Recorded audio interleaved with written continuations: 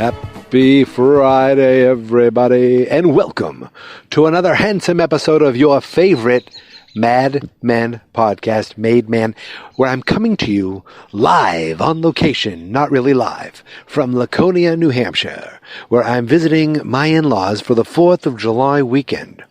But that didn't stop me from just watching, just now, Season 4, Episode 11 of Mad Men, Chinese Wall. My friends, this is a really good episode, and it directly relates to the biggest thing that we saw from last episode, which was Roger and the firm losing Lucky Strike. Now, it's summer here in New Hampshire, and there's a lot of people out still walking around. So at some point, you may hear me lower my voice. That's because people might be...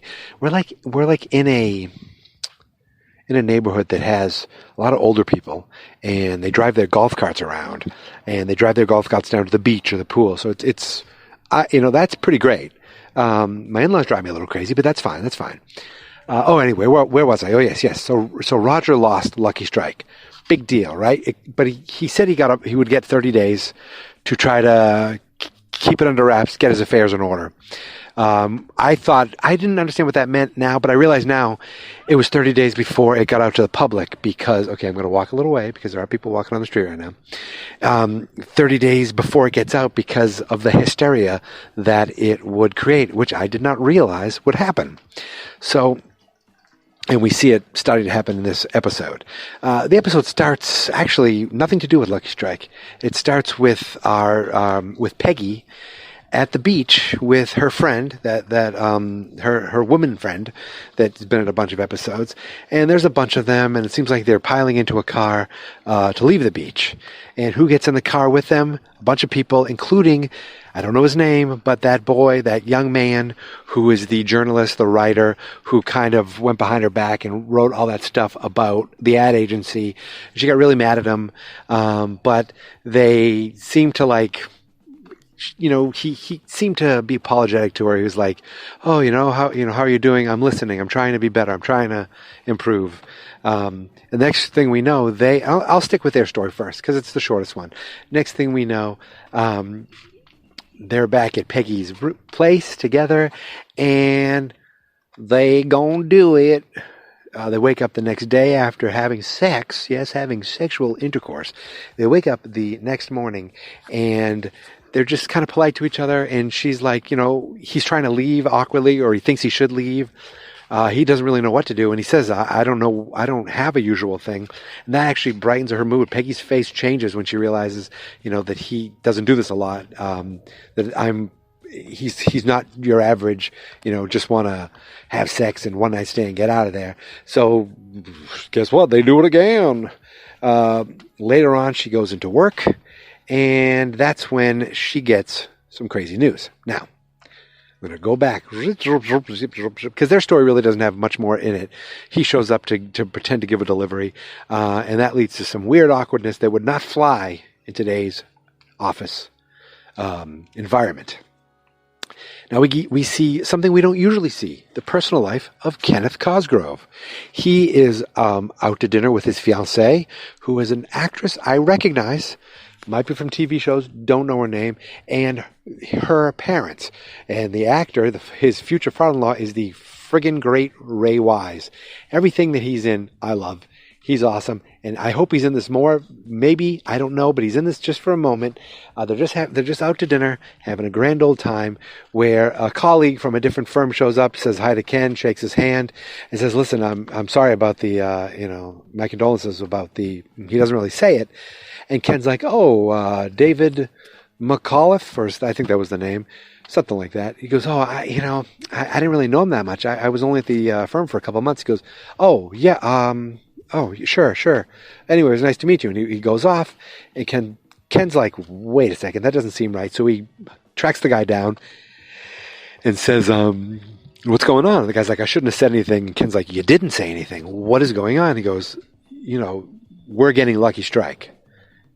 BBO, whatever, is getting Lucky Strike." He's like, "Bullshit." And basically, the word is out that another firm has got Lucky Strike, and Ken does not sit on it for a moment. Well, first of all, he hears a rumor. There's a rumor is okay, here a golf cart's going by now. The rumor is that, and I look like I'm just having the most important meeting on my telephone as these people are walking through the neighborhood. They don't realize I'm podcasting about Mad Men. So Ken pretty much leaves the dinner right away. He's like, I'm sorry, I wouldn't do this if it wasn't important. Runs off and goes to the hospital. Because Pete Campbell's at the hospital waiting to have his baby be born. His wife's in labor, and he's just kind of not really sure how to deal with it. He's just hanging out. They don't really want him. They don't want him in the room. His father-in-law's like, I wasn't even here. I was off playing golf, or I was at work or something when. Oh, God, they're stopping to look at a rowboat. So the neighbor's selling a rowboat. And the people across the street are stopping to look at the rowboat. And now they might have heard me, so that's awkward. So just go away. Let me finish my podcast. Jesus. So anyway, Pete, he goes to see Pete in person. He's like, look, I don't want to have to tell you this, but I just saw this guy, I just saw Billy Bob Johnson, whatever the hell his name is. And he told me that they're getting a Lucky Strike. And Pete's like, bullshit. I think everyone kept saying bullshit. And so Pete gets on the payphone right there and calls Don at his. I think he was home. I think he was home with his girlfriend Faye, the doctor, and he's like, "What? And he's a little shooken up, and he's like, "We need to get Roger on the phone right away." And they I'm sorry. They all meet in the office. They need to get everybody in the office, and Lane is still in London. So, Roger, Bert, Pete, and Ken are all in not Roger. Don, Bert, Pete, and Ken are all in Roger's office. Roger shows up like, what's going on? And they're like, we're losing Lucky Strike. He's like, bullshit. And he's, doing his best, basically acting and lying. He goes, I'm going to get on the phone right now with him. Picks up the phone to call Lee Garner Jr., starts dialing. He's like, it's ringing. Then they show a close-up of his hand hanging up the phone. That's how old phones used to hang up for you kids out there. So he holds that there and just starts talking and starts BSing, basically. And he's like, oh, there's nothing we can do, guys. They're consolidating all their at a lower rate. And, after 30 years, this is how they're going to do it. And, they're like, we need to get down to South Carolina now. Oh my God, I'm yawning. We need to get down to South Carolina right now, and figure out what's going on. And Roger's like, let me do it. I'm the closest. It's my client. I'll deal with it. So later on, Roger is in a hotel room, and he calls Don. Oh no, here's what happens. Okay, so they have a meet. They put together they called together a meeting of the entire office to let them know what's going on. Look, we've lost Lucky Strike. This is when Peggy comes in after having a wonderful night with her new boyfriend, and she thinks everything's going great, comes in with big smiles, walks into a meeting like, what the hell's going on? And everyone's in the back trying to figure out what it's going to be. And Bert finally reads a statement saying how they have lost Lucky Strike, and that it just means that what does this mean to the company? And he goes on and on about like we have to be diligent, we have to be. Then they get the head of accounting to talk about how if there's questions about money that you're going to be spending, let us know, bring everything to us. And Don gets up there and he says, we're going to be better. We're going to be diligent. This is going to be a good thing. We're going to link. I think he said we're going to work harder. We're going to work together, arm in arm. I think that is Chinese wall. I don't know if that's an old-fashioned, racist-sounding game, linking your arms together. Is that a thing called Chinese wall? I don't know. But my belief is that kind of sticking together, arm in arm, so close, so like on top of each other that no one could get through. I think that is what Chinese wall means, that no one's going to get through, no one's going to get in, and we're not going to let anyone break out. In other words, we're not going to lose any clients. But the thing is, when big client like that leaves, the word gets out, and the major thing is other clients are like, well, is this company going to be afloat? I'm putting all my money into this company. 6 months they might not be here. Maybe I should get out too. And that's what they're worried about happening. So they have all these meetings about trying to figure out what's going to happen. And it turns out the Glow Coat, the friggin' thing that Dawn won the Clio Award for, they call Dawn specifically, and they pull out. Now, Pete talked to them earlier in the day. They called all their clients to reassure them everything's going to be fine. Don't worry, we're going to actually pay more attention to you. Dawn talked about having, being like, more receptive to the clients. Everything they say now, put a little more like, oh, that's a great idea, because you want them to feel happy. You want them to feel like they're contributing. You want them to feel like they're being heard. You want them to feel like they're getting what they want. So they're going to kind of, treat it like, just a little. If you hear fireworks in the background, remember, this is New Hampshire. They're going to treat it more like the kind of, I don't know what to say. They're going to kiss up to the client without the client knowing they're going to kiss up to them. Basically, they're going to get more extra attention, and they are going to get extra attention because they've lost this client. So they, the big thing is that, while they were talking to Roger in the office, everyone, got pissed at him. And he's like, you have one friggin' client. Don's like, you have one client, and you let that go. And then Roger's getting pissed. He's like, I was fine where I was. I did this to go to this rinky-dink outfit. I left a perfectly good, thing to come here. I was fine where I was. I did that. And, he was trying to throw some of the blame on Pete. And Pete's like, you took this client all by yourself. You said you could do it, and you blew it. And Roger, and even Don's like, Pete wouldn't have let this happen. He stuck up for Pete. And nobody likes Pete. But while they're having this meeting talking about giving extra client stuff, Roger calls saying he's in South Carolina and everything isn't going as good as we thought it would be. And that, it's nothing they could do. It's already done. The clients are gone.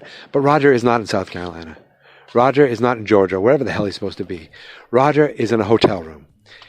He calls Joan later, and he says, listen, Joni, I need you. He's like, what are you talking about? I'm not getting on a plane and coming down there. He goes, you don't need to get on a plane. I'm at the Waldorf or whatever. I'm at some hotel. She's like, what? I never went. She goes, how could you not go and fight for this? He says, there's nothing I can do. This was done weeks ago. And she's pissed. She's like, you knew and you didn't say anything? You didn't say anything to me? He's like, I couldn't. I thought I could fix it. I thought I had time. Lee Garner Jr. said I had 30 days, and the jerk pulled the rug out from under me. I thought I had time. I was afraid. And he's playing the whole like, oh, woe is me. Please, Joni, please, I need you. And he goes, please come by. She goes, I don't know if I can. I don't know if I could do this. And she doesn't go by. She doesn't go by the office. And instead, he ends up going to her house. She's home, and he shows up, hat with his hat pulled down like he's a sad man. And he says to her, why didn't you come? This is what I needed. He basically she goes, just sit down. Let's hang out. Let's talk. He goes, oh, and I need this. And he tries to get with her. He basically just wants to bang her. That's all it is. He goes, I'm supposed to be with you. We're meant for each other. And she's like, no, I don't think I can do this anymore. This is done. And he's like, wait, the last time was when after we got mugged. I wish I knew. He gives her a hug like, okay, this is the end of the era again. But didn't this happen already before? Meanwhile, he's got this young wife at home that he left his first wife for. Oh, Roger Sterling. Not so Sterling. So while all this is going on, Pete is worrying about his pregnant wife, and he goes in. He keeps popping in and out of the office. Not the office, the hospital. At one point, he's telling his father-in-law he might be losing Lucky Strike, and the father-in-law is like, "Look, you don't have to hook your sails or hook your anchor to this sinking ship." And Pete is like defending the fact he's a partner here. Oh, there's a car horn. He's a partner here, and he wants to, stick this out. And the dad's like, look, there are other jobs. There are other firms. You are wanted. People know you. They want you. And later on, he goes back to the hospital, and there's the guy. I can't think of his name, but I recognize the actor from Lethal Weapon, the TV show, if you can believe that, before it went completely haywire and stupid. He came with a gift, and he was smooth talking the in-laws and Trudy's parents, and he was talking to Pete about, look, you could be a third, you could be a partner. I don't run things like Don. You can have a real stake and a real say in these things. And he gave him a business card, and Pete didn't say no. He just kind of stuck with it. But the thing is Pete's been going back and forth to the hospital so much that he's falling asleep at work. They show him kind of in a meeting, and he's sleeping. And Don wakes him up, and he's like, you talked to Glowcoat? He's like, yep, I talked to them. Everything's good. That's when later he gets a call from Glowcoat saying they're moving. They're taking their business. They're going elsewhere. Said it has nothing to do with Lucky Strike, which is BS. Don is pissed, but he doesn't lose it too much on the client because he's like, I want a chance to win this back. He's like, maybe we can do future business down the road. But he is pissed off. He goes back in, and he erases Glowcoat from the board of all their current clients, and he gets pissed at Pete. He goes, "Why don't you go to the hospital? That's all you care about. You can't keep your mind on it. You're obviously distracted." And he's like, "Who the hell are you talking to?" And Pete stormed off. And Pete, as crazy as Pete is, he's working his ass off for this firm, as much as I dislike him. Here goes a golf cart going by. That's a gas-powered one, which you can tell by the engine. My father-in-law's is a battery-powered, which is much quieter and doesn't require gas. Anyway, what was I talking about? So Pete storms off, and they were talking about, I guess Lane, still in London, hasn't come back yet, talking about after they lost Lucky Strike, they have $22 million in billing, which... You hear that, you're like, $22 million, wow. But when you realize you're a large firm that, you're an advertising firm, that's probably not that much, even in the 60s. And after Glowcoat, he's like, what are we down to, 20 million now? So he's pissed off at that. He's pissed off at everything going on. And at one point he goes into his office, has a drink, and Faye comes in. And she's like, he kind of tells her what's going on. And she's like, and this might have been... I might have missed the point. Like, this might have happened at a couple different places because he's with Faye in a few places with this. But he talks to Faye in the office, and he's like, "Do you want a drink?" She goes, "I'd rather go out to eat." And he's like, she goes, "Oh, She's like, "It's not the end of the world. Clients get are unhappy. Sometimes you have unhappy clients." And Don's like, which clients do you know of that are unhappy? Because she works with them directly as a consultant. And Faye's like, I can't tell you that. That's like against my business. He goes, why? What would that hurt? She goes, I work for other firms too. You can't tell me which clients are unhappy elsewhere. I can't tell you which clients are unhappy elsewhere. That would ruin my reputation at other firms. Don's like, what the hell? I thought you can throw me a bone. Basically, tell me which clients are unhappy. I can try to set up meetings and pull them over to us. She's like, how dare you? I can't do that. And he's pissed at her. She's pissed at him. And he storms off. She storms off. And she's so pissed at him. Oh my God, am I covering? I feel like I'm all over the place. But at another meeting, they're talking to Roger. And at one point, they're all in a meeting together. And the secretary comes in and says, Pete, your mother-in-law just called. Your wife and your daughter are resting comfortably. You have a baby girl. He's like, oh, that's great. That's great. Okay, let's get back to work. And he just goes back to work. So that was funny. They did go to that funeral. They went to the funeral of that guy that was Ken mentioned earlier in the episode. And they went because they're basically want to go poach clients. Roger actually yelled at them, said, "Oh, go ambulance chasing," because they're going to see if there are any names, any clients they could find. It's just sad, but that's what they did. But they were talking. They showed a couple eulogies, and they were saying how the guy was in England for 3 months working on this job, but every day all he did was try to bring. A collection of thimbles for his wife or something special for his daughter. And that's the most important part. And they showed Pete on that. And it almost looked like that kind of registered with Pete a little, where he thought, I have a wife and a family now. I have to think of them. I have to think of them first. So I don't know what that means. I don't know what that means for Pete. I don't know what that means for the future of Pete at Sterling Cooper, Draper Price. I just don't know. Now,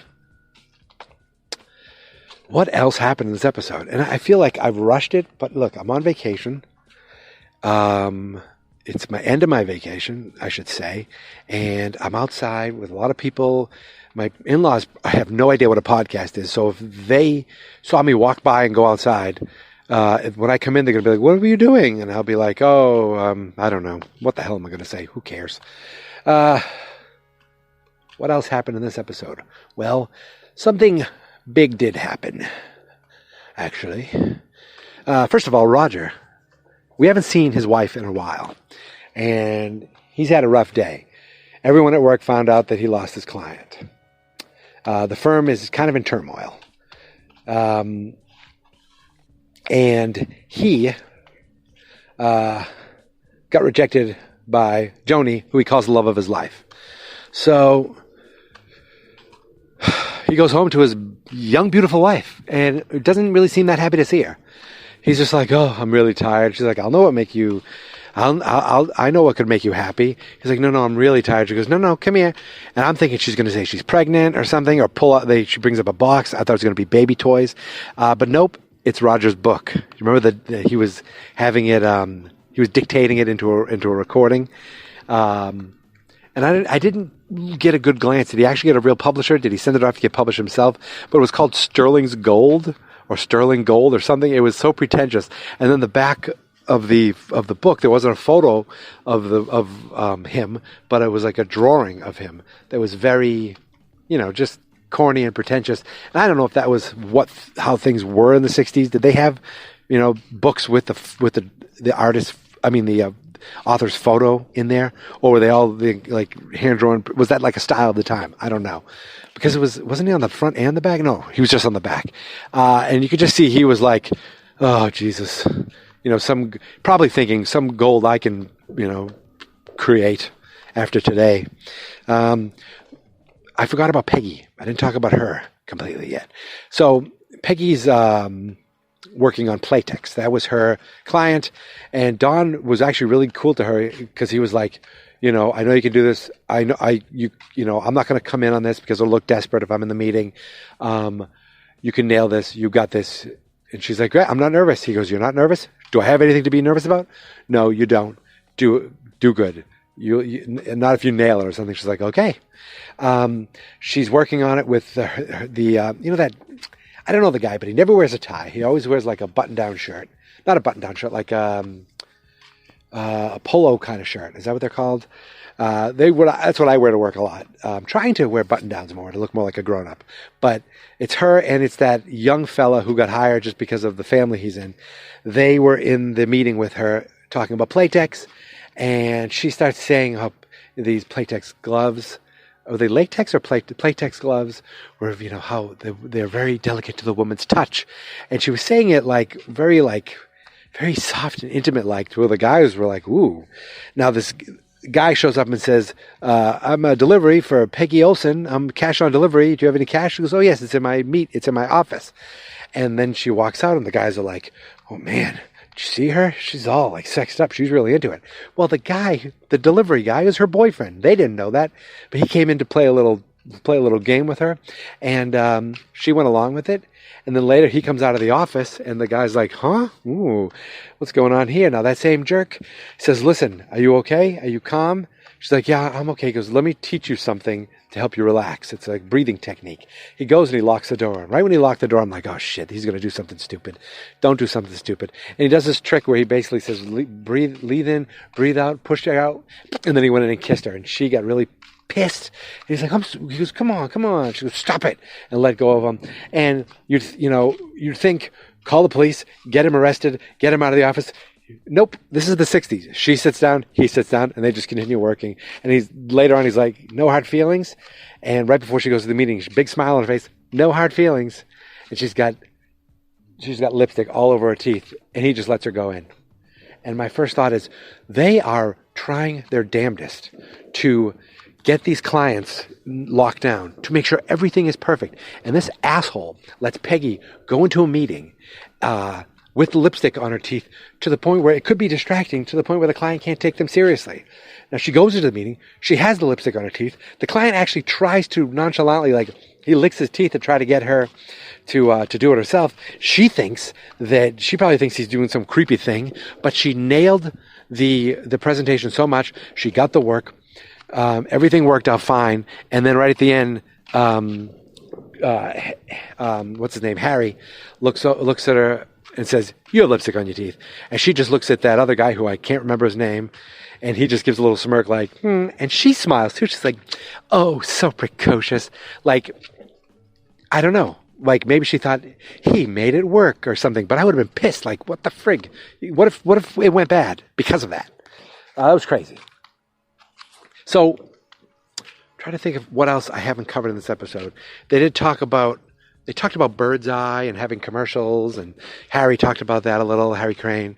And it's Harry, right? It's been so long that I haven't talked to him. Listen to the fireworks. I don't know if you can hear it. Mind you, this is the 5th of July, and the fireworks are still going. And there's lightning bugs. Ooh, this is so exciting. So, the last thing I want to talk about is Don and his secretary. Now, since the old woman died at her desk, Megan has been filling in. And Megan kind of looks like a Hollywood starlet. Like an actress, like a classic, tall, model-looking woman who, my first thought was, that was the girl that Peggy's friends wanted to come in just to look at her. They came into the office just to look at her. And my first thought is, this is not going to end well for Dawn having this girl here. But I didn't think it would take just a couple episodes. Okay, so she's been really nice to him. At one point he threw his Clio across the room. She fixed it. She apologized to him. He's like, "Do me a favor, don't let me drink too much." At the end, she brings in some client stuff for him. No one else is there.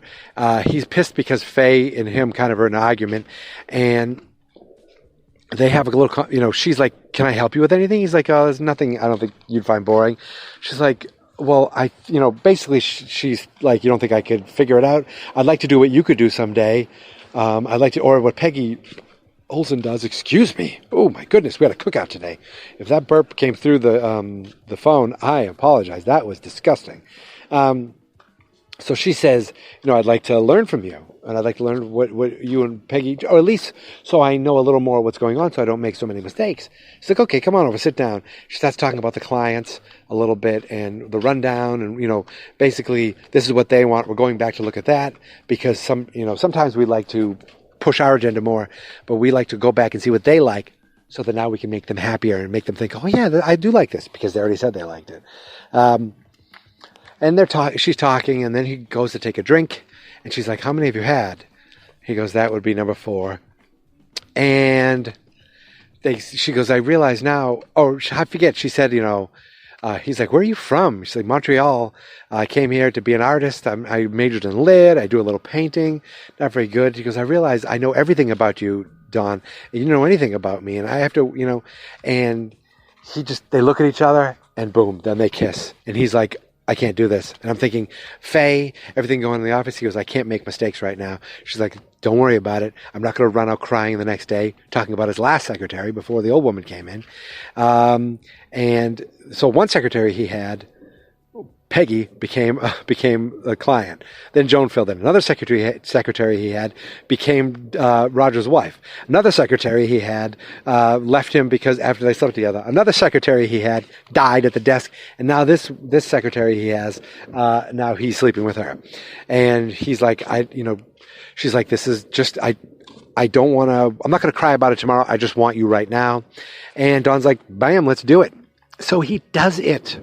Yes, he's been dating Faye. He's been seeing Faye, but guess what? He has sex with Megan, and he does. Right there I was going to say on his desk, but it was on his couch. Then later they show him, getting dressed, and she's like, "Should I leave first or should you leave first?" It's only the cleaning people out there, but still. And he's like, "Do you want to get something to eat?" She's like, "No, I want you to get home and get some rest." And they give a little kiss to each other. It was a cute little thing. And then Don heads home, turns the corner, looks at who's at his door. It's Faye. Faye's there, leaving a note. She's like, "I'm sorry, I was going to leave you a note." And Don's like, you couldn't do this in person? Can I come in? And you think, oh, she's dumping him. And he's like, what is it? She goes, I set you up a meeting with crap. Who was it? It was a meeting with a company. I can't remember who it was. Heinz. I set you up a meeting with Heinz. Now, she didn't mention ketchup, but she mentioned other things. I assume they're doing ketchup at that point. I don't know. He's like, what? He goes, I just thought about it, and I thought about what you said, and I thought about what you mean to me, and I thought about how important this would be to you. And it's just a meeting. They're just they're not happy. They're kind of spinning circles or something at this other client. And he's like, thank you. And he's realizing, oh God, I just screwed up and I just banged. I'm sorry, banged is really crass, but that's what he did. He had intercourse. He had sexual relations with this secretary. And he's like, oh my God, what have I done? And she said, and then he's like, do you want to stay? What? And I was like, oh my God, they're going to do it again? And he goes, I'll probably just fall asleep on you, meaning he's way too tired. But if she, he probably would have. She's like, I just want to sit with you. They go and they sit down, and he's got this look on his face like, oh no, I've done it again. And the end of the episode, bing, bang, boom. So what have we learned here? Well, Pete's a dad. He's a dad. And is he going to stay loyal to Don and Roger?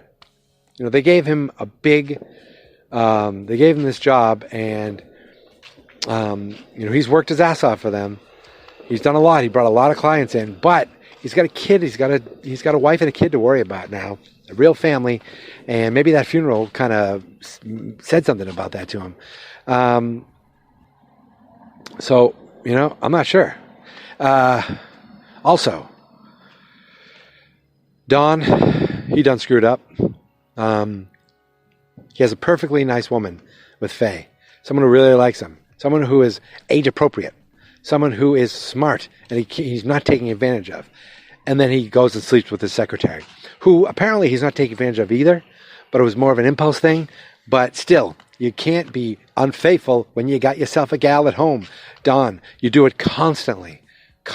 Teachers, secretaries, clients' wives. It doesn't matter what it is. You will do it. Here comes one more gas-powered mobile of... Oh my God, that's a loud one. Okay, I think my in-laws already went to bed, so I can just sneak back in the house. So, and Roger is lying and covering everything up, basically saying they pulled the rug out from under him, which they did, except he held it under wraps for weeks. He's trying to get with Joan. Joan's just had enough of him. She's got a husband. He's got a wife. Can anybody just be normal and faithful? Ken's got a fiance. I hope he's faithful to her, because nobody else seems to be. Peggy's got a new boyfriend, and he seems to really be into her, and he seems to be a nice guy. He screwed up when he wrote that article, but he even did that trying to impress her. So I think hopefully he's a good guy. And Roger's got his book. I don't know what the hell that book's going to do, but he's got that book. He's got that young wife, and he doesn't seem to be happy with either, because who knows what his job's going to be. But he's got so much family money, does he even need the job? That house, my God, when they went in that house, even that moment in that house was humongous. Bert, I don't know. Bert's old. He doesn't, I don't think he needs the money anymore either. He could have got out years ago, but at one point he said, I need a drink. I could listen to Bert talk all day. And I think that's it, my friends. Okay, there seems to be like a grand finale of fireworks going on. I'm getting eaten alive by bugs. So I just want to say happy 4th of July, everybody. I hope everyone had a good 4th of July yesterday. And I want to tell you something. Like, not only do I do podcasting for Mad Men, but I also have a Stranger Things podcast. Stranger Things, Netflix, huge show. Just premiered, came back last night. I do a Stranger Things podcast called Stranger Danger. You can find it at fansnotexperts.com. You can find it at iTunes or anywhere. Type in Stranger Danger, Stranger Things, you'll find me. Where I do a weekly episode about every episode of Stranger Things. And even though the new season just premiered yesterday, I got to watch the whole thing first, then I'm going to go back and watch it again. Very different than how I do Mad Men. I actually prepare, I take notes, I do, I add sound effects. It is a lot more work, but there's a lot less episodes. And there's a long break in between. So that's going to kick up next Friday, on the 12th. So the next time you hear Made Man, there'll also be a new stranger danger. So check that out if you can at fansnotexperts.com. Listen, subscribe, rate, review, all that fun stuff. And if you listen to me now, if you could go to iTunes, Apple Podcasts, whatever they're called now, because iTunes is going away. Anywhere you can review podcasts, if you could just drop me a review, tell me why you like me, why you hate me, yada, yada, yada. I know you're out there. I see you every week. I see your downloads, and I appreciate it. So I just want to thank you. And just a reminder, you can find me on Twitter at MadeManPod. Okay, kids, time to take that golf cart home. You can find me on Twitter at MadeManPod, and the Facebook page is Fans Not Experts, and the website is fansnotexperts.com. And now I'm going back in to my in-laws' house, so I'm not getting eaten alive or listening to golf carts or fireworks. But I will be back next week, and I want to thank you for coming along with me on this journey as I strive to become, I hope no one drives by right now, a made man. Happy 4th of July, or 5th of July, I guess.